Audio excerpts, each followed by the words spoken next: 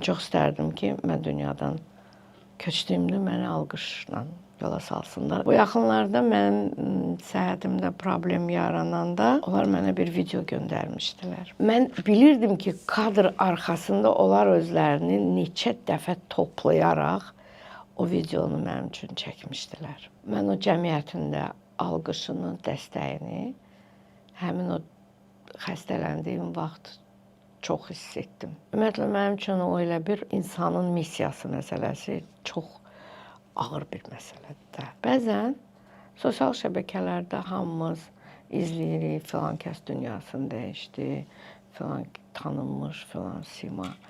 Və şərhlərə baxanda adam bəzən dəhşətə gəlir. Bu neynəmişdi ki, bu neynəmişdi ki, buna düşmür, buna... Onu əvvəla Allah bilir.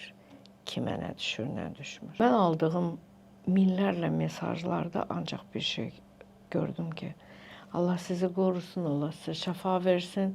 Və mən bilirəm ki, onlar mən olmasam ağlayacaqlar. Amma onlar da davamlı olaraq orada qalan deyirlər. Onlar ailə quracaqlar, narahat olacaqlar, sıxılacaqlar. Gəlib yəqin ki, deyir o mərasimdə iştirak eləyəcəklər.